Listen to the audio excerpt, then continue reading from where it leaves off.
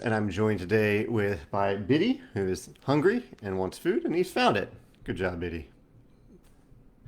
We are going to play a round of Rolling Realms here. This is round two, and this is a round that you can actually play along with me because yesterday I played using the new promo packs that we have not started to sell yet because they haven't arrived yet, and so uh, you couldn't play along with me. I'm sorry about that, but I was excited to show them to you. Today, let's jump in and play 3 rounds that you probably already have. You at least have Viticulture, you at least have My Little Scythe. If you don't have Rolling Realms, you can substitute in another realm, or you can get it on our web store. But I would recommend waiting maybe a week or so on our web store because that's when you'll be able to get the new promos along with it. So let's start out with roll number one, a pair of ones. Interesting opening roll. I like that for Rolling Realms a lot. I like opening with lower numbers there. So let's put that there, and let's get a coin from Rolling Realms. And one in Viticulture kind of copies itself. I like to get ones in motion over here in My Little Scythe too. Let's go ones across the board. Let's get that one in Viticulture to get that coin, and then let's create a one value coin, or one value die, and use it over here in My Little Scythe to get a heart. Lots of resources already flowing. Let's get some more of them. A 5 and a 4. 5 and a 4. 5 and a 4. Well, I like high numbers in Viticulture, so let's go for a 5 over here and get a pumpkin. And a 4, we'll put that 4 over here in My Little Scythe as well and get another heart. That way we're all set up if we get another pair, if we roll into another pair here. I guess I could put, while I'm here, let's create another one value die and put it over here in Rolling Realms and get another coin that we can use on the next turn because we can't use the same realm twice on the same turn. Turn 3. It seems fast today compared to yesterday when I was kind of relearning those realms and teaching them to you. It's nice to play these realms that I'm so familiar with, but I did have a lot of fun playing those realms. I can't wait to shuffle them all in. A 1 and a 2. 1 and a 2. Well, I like a 1 over here in My Little Scythe because that gets us a pumpkin and it completes a pair between the two areas of My Little Scythe, so I get a coin.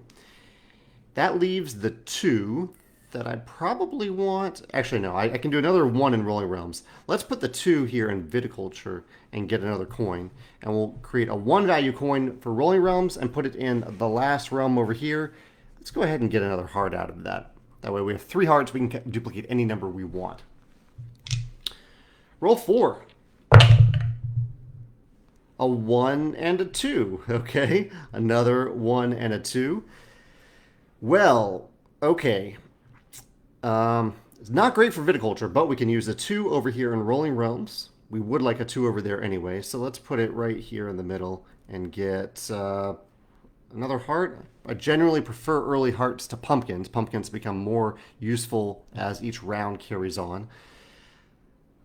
That makes the 1 a little complicated because I now can't use it in Viticulture or My Little Scythe, but I am going to go ahead and just manipulate it into a 2 so that I can use it in My Little Scythe. I'm okay with that. Let's get a pumpkin out of it. Can't do much beyond that, really.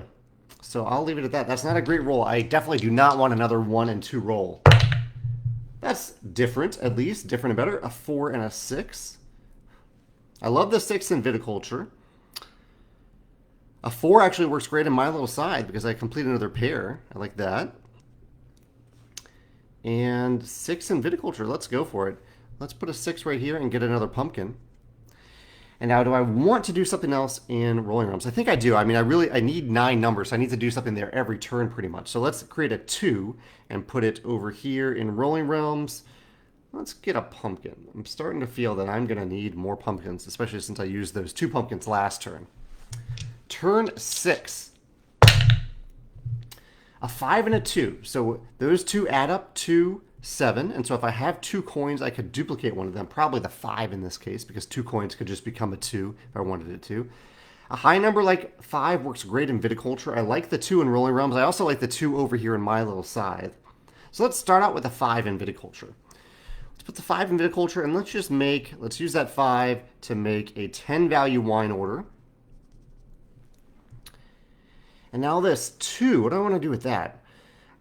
I think the optimal use for it is to use it here in My Little Scythe, which gives us a heart and a coin.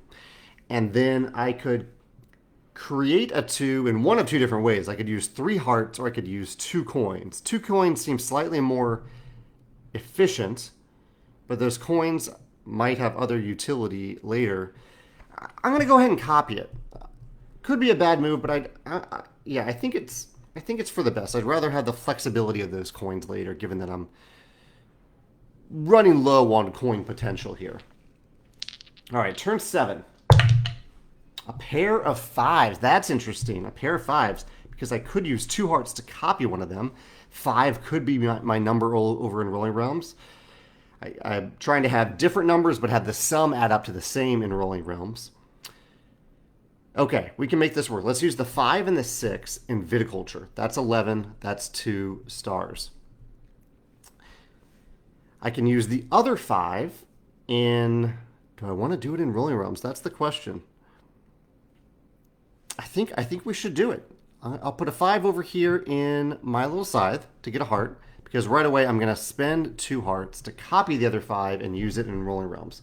So now I really want 5s across the board in Rolling Realms. We'll see if that works out, but I do have some pumpkins giving me some flexibility.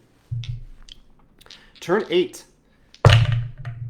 4s, a pair of 4s. Look at this. A pair of 4s. So I can easily turn one of them into a 5 for Rolling Realms. I could use 4 in Viticulture for a couple different things. Yeah, I think I need to use the 4 right here in Viticulture. And that gives me a heart. Unfortunately, I don't need another 4 in my little Scythe. I can't do anything with a 4 there. But I can use one of those 4s, turn it into a 5, put it here in Rolling Realms. Actually, I don't think I got... I know I'm getting a pumpkin this turn. I don't think I got a heart on my last turn from Rolling Realms. So I'm going to take that heart. I didn't cross it off, so I'm nearly positive I didn't take that. Feel free to correct me in the comments if you catch a rules error there, or play a human error there, not a rules error. And now the final question is it worth duplicating one of these using 2 hearts just to get another coin out of my little Scythe? How do I make this happen? Over in Viticulture, I need a 5 or a 6 to get that final wine order without that 3.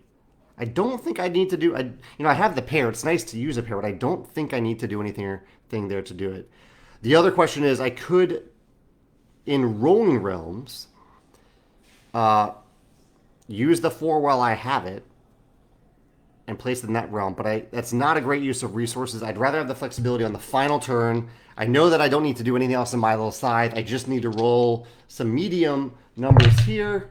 There we go. That should be close enough. A 6 and a 4. In fact, this works out great because the 6 can go over here and be added to that and become a 12. This is going to work out great. I already have in my little Scythe enough stars to get stars across the board there. And the 4, I'll turn into a 5. Put it up here in Rolling Realms, get stars across the board there too. Get all the stars there. So I ended up with a perfect score, 18 point, what do I have, 5, 6, 7, 18.7. A little bit of an easier configuration here, but still it's fun to have that configuration when it works out and when the dice rolls work out. Awesome. Well, that's it. That's round 2 of Rolling Realms, game 33. I'll be back tomorrow morning, I think, Friday morning in St. Louis time, Central Time, to play round 3. I'll see you then. Take care. Bye.